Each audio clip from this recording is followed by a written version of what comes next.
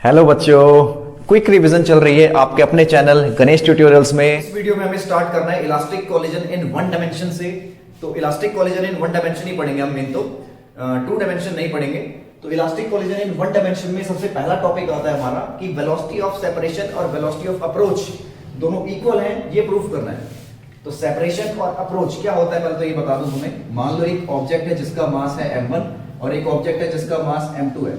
m1 आगे जा रहा है मान लो u1 की स्पीड से, m2 आगे जा रहा है u2 की स्पीड से, और यहां पर u1 ग्रेटर देन u2 ले रखा है। तो भाई ये तो हमें पता चल गया कि कुछ देर बाद ये दोनों जाके आपस में टकराएंगे, क्योंकि u1 की स्पीड ज्यादा है, u2 की कम है। अच्छा, ये एक ही लाइन में मूव कर रहे हैं, एक ही लाइन में मूव कर रहे हैं, तो इनका कोलाइड होना तय है, टकराना तय है। ठीक है, तो जब ये कोलाइड होंगे, कोलाइड होने के बाद क्या होता है, कोलाइड होने के बाद जब ये अलग होंगे तो इनकी वेलोसिटी सेम नहीं रहती है। मान लो पहले वाले की वेलोसिटी हो गई कुछ v1 और दूसरे वाले की वेलोसिटी हो गई कुछ v2। पहले वाले की वेलोसिटी v1 हो गई, दूसरे की वेलोसिटी v2 हो गई। अब देखो, सबसे पहले तो हम लिखेंगे velocity of approach. Velocity of approach क्या चीज है कि कितनी वेलोसिटी से ये एक दूसरे के पास आ रहे हैं, कितनी वेलोसिटी से एक दूसरे के पास आ रहे हैं, u1 माइनस u2। क्योंकि अगर इसकी वेलोसिटी भी u2 होती तो ये कभी एक दूसरे के पास ही नहीं आते, दोनों के बीच में जो गैप है वो मेंटेन रहता है, ये मेंटेन गैप से मूव करते रहते हैं। लेकिन इसकी वेलोसिटी ज्यादा है, कितनी ज्यादा है, u1 माइनस u2, इतनी वेलोसिटी ज्यादा है। तो इतनी वेलोसिटी से m1 m2 के पास जा रहा है। ठीक है, और टकराने के बाद जब ये दोनों टकराएंगे तो m1 की वेलोसिटी थोड़ी कम हो जाएगी और m2 की वेलोसिटी थोड़ी ज्यादा हो जाएगी। अब m2 की ज्यादा है तो m2 आगे ज्यादा स्पीड से जा रहा है और m1 आगे कम स्पीड से जा रहा है। अच्छा, टकराने के बाद मान लो अगर दोनों की स्पीड सेम हो जाती है v1 और v1, तो ये कभी भी आपस में मिलते नहीं, है ना ये मिलते ना ये एक दूसरे से दूर होते, इनके बीच का जो गैप है वो कांस्टेंट रहता। पर v2 m2 की वेलोसिटी ज्यादा है, m1 की कम है, तो ये ज्यादा आगे चला जाएगा और ये धीरे धीरे, यानी कि इनके बीच में अब गैप आना शुरू हो जाएगा बड़ा। यहां पर तो गैप कम हो रहा था, यहां पर गैप ज्यादा होने लग जाएगा, यानी कि एक दूसरे से सेपरेट हो रहे हैं। और कितनी वेलोसिटी से सेपरेट हो रहे हैं, m2 के पास जितनी एक्स्ट्रा वेलोसिटी है उतने से ये सेपरेट होंगे। तो वेलोसिटी ऑफ सेपरेशन, तो वेलोसिटी ऑफ सेपरेशन हो जाएगा v2 minus v1।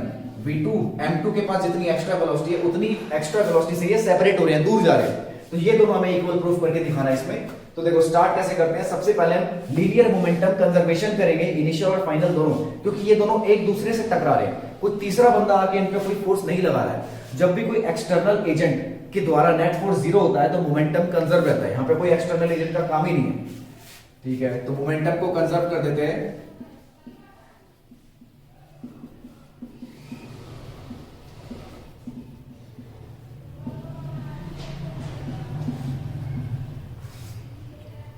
m1 v1 plus m2 v2 हो जाएगा m1 u1 plus m2 u2 के बराबर।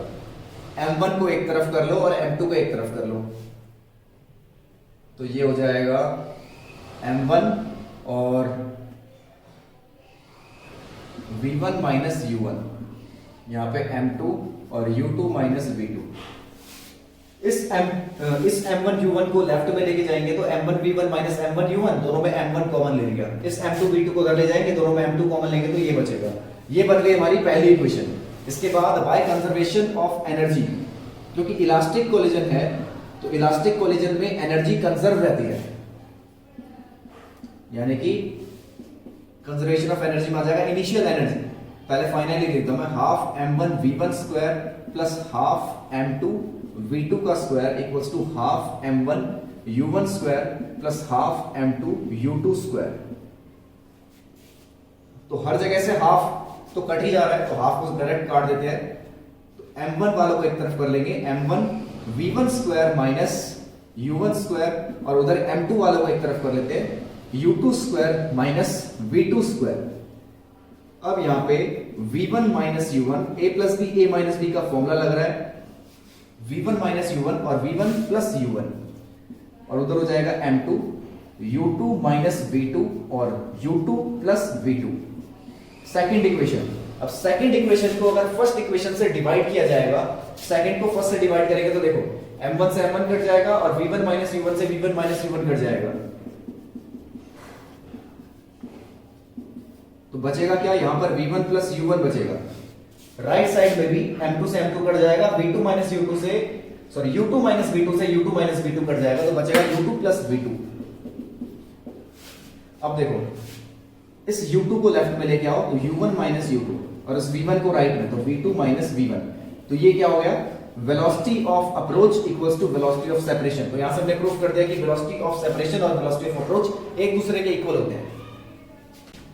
इसके बाद देखो हमें फाइंड करनी है, यानी कॉलिजन के बाद पार्टिकल की जो वेलोसिटी v1 और v2 हो गई थी, कॉलिजन से पहले इनकी वेलोसिटी क्या थी, कॉलिजन से पहले इनकी वेलोसिटी थी u1 और u2, कॉलिजन के बाद इनकी वेलोसिटी हो गई थी v1 और v2। तो ये इनकी वेलोसिटी हमें v1 और v2 जो इनकी वेलोसिटी हुई थी ये हमें फाइंड करनी है। तो देखो इसको कैसे फाइंड करेंगे। सबसे पहले तो मैं डायरेक्ट लिख देता हूं कंजर्वेशन ऑफ लीनियर मोमेंटम, जो कि है m1 u1 plus m2 u2 initial momentum और m1 v1 plus m2 v2 final momentum. तो इनिशियल मोमेंटम और फाइनल मोमेंटम मैंने इक्वल कर दिया।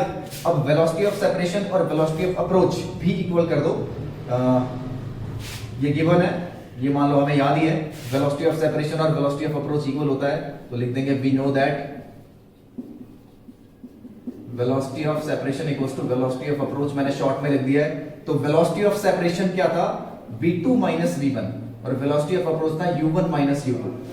तो यहां से किसी की भी वेलोसिटी निकाल दो, मैं v2 की निकाल लेता हूं। v2 हो जाएगा v1 plus u1 minus u2। बस इस डेरिवेशन में इतना ही तुम्हें याद रखना है। इसके बाद पूरा इसमें कैलकुलेशन आता है। बस ये जो v2 की वैल्यू है इसे हमें पुट करना है इक्वेशन फर्स्ट में। तो put v2 in equation first. बस ये कैलकुलेशन तुम्हारी अगर अच्छी है तो तुम इसको तुरंत सॉल्व कर लोगे। तो जब हम इसको पुट कर देते हैं m1 u1 plus m2 u2 equals to m1 v1 plus m2 और v2 की वैल्यू पुट कर देते हैं v1 plus u1 minus u2। ठीक है, तो m1 u1 plus m2 u2 और यहां हो जाएगा m1 v1 plus m2 v1 plus m2 u1 minus m2 u2। ठीक है, अब यहां पर कुछ कट रहा है क्या? नहीं, यहां पर कुछ नहीं कट रहा है। अब इन सबको क्या करो, हमें v1 की वैल्यू निकालनी है। तो v1 को एक तरफ रखो और बाकी सबको एक तरफ। तो m1 u1 plus m2 u2, तो ये m2 u1 इधर आ जाएगा माइनस m2 u1 और ये इधर आ जाएगा प्लस m2 u2 और राइट साइड में m1 और m2 v1 कॉमन ले लेते हैं तो m1 plus m2 right side में बच रहा है। ठीक है, m1 u1 और m2 u1 इन दोनों में u1 कॉमन आ रहा है तो m1 minus m2 into u1 plus m2 u2 और m2 u2 हो जाएगा 2m2 u2। ठीक है, और ये m1 प्लस m2 इनके साथ डिवाइड में आ जाएगा तो m1 प्लस m2। तो यहां से आ गई v1 की वैल्यू, इनको अलग अलग कर दोगे तो ये v1 की वैल्यू हो जाएगी। यहां से हमने v1 की वैल्यू निकाल ली। अब v1 की वैल्यू अगर दोबारा इस इक्वेशन में पुट कर देंगे तो v2 आ जाएगा। तो जरा v1 की वैल्यू पुट कर देते हैं। v2 equals to v1 plus v1 है ये पूरा m1 minus m2 u1 m1 minus m2 u1 plus 2m2 u2 by m1 plus m2। तो ये v1 की वैल्यू पुट कर दी प्लस u1 माइनस u2 भी है यहाँ पे प्लस u1 माइनस u2। ठीक है, अब इसको हमें वही करना पड़ेगा अलग अलग m1 u1 minus m2 u1 plus 2m2 u2। अब यहां पर क्या करना पड़ेगा, m1 से पहले मल्टीप्लाई करेंगे तो plus m1 u1 minus m1 u2, फिर m2 से करेंगे तो प्लस m2 u1 और माइनस m2 u2 डिवाइड में m1 प्लस m2। अब हम देखेंगे इसमें कट क्या क्या रहा है। तो m1 u1 और m1 u1 ये तो यहां पे प्लस हो रहे हैं 2m1 u1 minus m2 u2।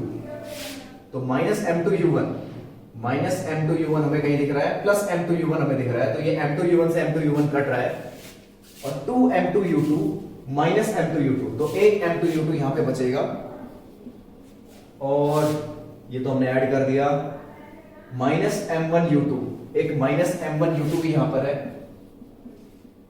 Divide में m1 प्लस m2। अब यहां पे 2m1 u1 प्लस u2 इसमें कॉमन आ जाएगा तो m2 माइनस m1 और ये u2 by m1 plus m2। तो यहां से हमने v1 और v2 दोनों वेलोसिटीज निकाल ली है।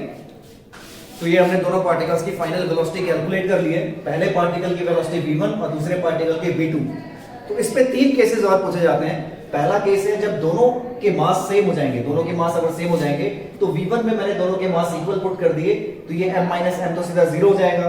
और यहाँ पर 2m2 को भी m ले लिया और नीचे m1 प्लस m2 दोनों को m ले लिया, तो 2m से 2m कट रहा है u2, तो v1 u2 के बराबर है। और सेकंड वाले में भी m1 और m2 दोनों को इक्वल पुट कर देंगे, तो ये सॉल्व करके v2 u1 आ जाएगा। इसके बाद देखो दूसरा केस। दूसरे केस में क्या है, दूसरे केस में दोनों मास भी इक्वल करने हैं और दूसरी की वेलोसिटी भी 0 कर देनी है, u2 0, यानी कि एक ऑब्जेक्ट मूव कर रहा है और दूसरा ऑब्जेक्ट रेस्ट पे है। ठीक है, तो यहां पर वही सेम हमने किया, v1 में सीधा वैल्यू पुट कर दिए, दोनों मास को इक्वल पुट कर दिया है और u2 को यहां पे 0 पुट कर दिया है, तो यहां से m - m तो सीधा 0 हो जाएगा और 2m/2, अच्छा ये भी 0 हो जाएगा सीधा, सॉल्व करने की जरूरत नहीं है।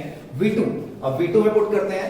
v2 में इसको भी हमने m लिख दिया, तो 2m(u1/m + m) 2m हो गया, और इधर m2 - m1 m - m/m + m, तो ये तो सीधा 0 हो जाएगा और ये 2m/2m कट के v2 u1 के बराबर आ जाएगा। इसके बाद यहाँ पे केस 3, जब कोई light body collides against a massive stationary body, यानी एक हल्की बॉडी बहुत ही भारी बॉडी से टकरा रही है। भारी बॉडी का जो मास है वो बहुत ज्यादा ले लिया हमने, m2 very greater than m1 ले लिया, तो हमें एक और चीज क्या रखना है, स्टेशनरी बॉडी से टकरा रही है, तो u2 0 हो गया। तो दो चीजें यहाँ पे गिवन है, एक तो m2 very greater than m1 और u2 0, दो चीजें यहाँ पे गिवन है। बाकी ये जो मैंने 3 चीजें लिखी है ये हमें खुद ही समझनी पड़ेगी कि अगर m2 बहुत बड़ा है तो m1/m2 टेंड्स टू 0 होना चाहिए, और m1 - m2 क्या हो जाएगा, टेंड्स टू -m2, क्योंकि m2 बहुत बड़ा है, तो m2 में से कोई m1 माइनस हो तो उस m1 पे कोई फर्क नहीं पड़ता। एक तरीके से ऐसा हो गया कि बहुत बड़े समुद्र में से एक छोटा सा मग हमने पानी बाहर निकाल लिया हो, या बहुत बड़े समुद्र में एक छोटा सा मग पानी हमने ऐड कर दिया हो, तो बड़े समुद्र में से पानी बाहर निकालो थोड़ा सा या ऐड करो, उससे कोई फर्क नहीं पड़ता। तो m2 एज इट इज, यहां पर भी m2 एज इट इज। ठीक है, अब सीधा वैल्यू पुट करते हैं। v1 में वैल्यू पुट करी तो m1 - m2/m1 + m2 u1, और यहां पर तो u2 को 0 पुट करा तो ये वाली टर्म सीधा 0 हो जाएगी। आगे वाली टर्म को देखो, m1 - m2 को -m2 लिखा, m1 + m2 को भी m2 लिखा, तो m2 से m2 कट गया, v1 आ गया -u1 के बराबर। सेकंड v2 में हमने क्या किया, दोबारा वही फॉर्मूले में हमने वैल्यू पुट करी है, तो u2 तो सीधा 0 है, ये 0 हो जाएगा। अब नीचे m1 + m2 को m2 लिख दिया है, और m1/m2 हमने बताया m1/m2 0 हो जाएगा, तो v2 0 के बराबर हो जाएगा। तो ये 3 केसेस और पूछे जाते हैं इसी डेरिवेशन में। इसके बाद लास्ट टॉपिक हमें ये पढ़ना है, perfectly inelastic collision in one dimension. यानी परफेक्टली इनइलास्टिक कोलिजन क्या होता है, परफेक्टली इनइलास्टिक कोलिजन होता है जैसे कोई एक ऑब्जेक्ट अगर स्पीड u1 की स्पीड से मूव कर रहा है और दूसरा ऑब्जेक्ट है मान लो रेस्ट पे, दूसरे ऑब्जेक्ट को मैंने ले लिया मान लो रेस्ट पे है, तो पहला ऑब्जेक्ट जब दूसरे ऑब्जेक्ट से टकराता है तो फिर दोनों एक दूसरे के साथ चिपक जाते हैं और चिपक के दोनों एक साथ मूव करने लग जाते हैं। इसको बोलते हैं परफेक्टली इनइलास्टिक कोलिजन। तो पहला ऑब्जेक्ट दूसरे ऑब्जेक्ट से जैसे टकराएगा दोनों एक दूसरे के साथ स्टिक हो जाएंगे और टुगेदर एक साथ मूव करने लग जाएंगे। ठीक है, तो इसमें हमें निकालना क्या है, अब हमें पता है कि ये इनइलास्टिक है तो यहाँ पे काइनेटिक एनर्जी का लॉस होता है, पर मोमेंटम यहाँ भी कंजर्व रहता है, तो पहले कंजर्वेशन ऑफ मोमेंटम कर देंगे by conservation of linear momentum. Linear momentum को कंजर्व कर देते हैं तो हो जाएगा m1 u1 plus m2 into 0 equals to, ये इनिशियल मोमेंटम लिखा, फाइनल m1 प्लस m2 दोनों एक साथ v की स्पीड से मूव कर रहे हैं, तो ये फाइनल मोमेंटम लिख दिया। तो यहां से हम v निकाल लेंगे, m1 u1 plus m1 plus m2, ये आ जाएगा हमारा v, फाइनल वेलोसिटी जिससे वो दोनों एक साथ मूव कर रहे हैं। अब इनिशियल काइनेटिक एनर्जी देखो, इनिशियल काइनेटिक एनर्जी हो जाएगी half m1 u1 square plus 0, और फाइनल काइनेटिक एनर्जी हो जाएगी हाफ m1 प्लस m2 और v स्क्वायर। अब v की वैल्यू पुट कर देते हैं, half m1 plus m2, v की वैल्यू है m1 u1 bye m1 plus m2, m1 u1 bye m1 plus m2 का होल स्क्वायर। ठीक है, तो ये हो जाएगा m1 plus m2 into m1 square u1 square और नीचे 2 m1 प्लस m2 का होल स्क्वायर। तो एक m1 प्लस m2 से एक m1 प्लस m2 कट जाएगा, बचेगा m1 square u1 square by 2 और m1 प्लस m2। नीचे एक m1 प्लस m2 बच गया है, वो मैंने नीचे लिख दिया।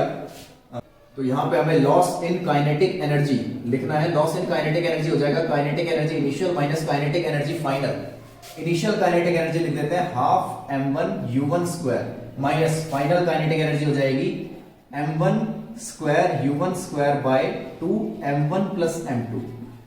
तो यहाँ पे हाफ हम कॉमन ले लेंगे, उसके बाद एलसीएम यहाँ पे यूज कर लेंगे। हम एलसीएम से सॉल्व कर देंगे इसको। m1 square u1 square plus m2 m1 u1 square minus m1 square u1 square divide में m1 प्लस m2।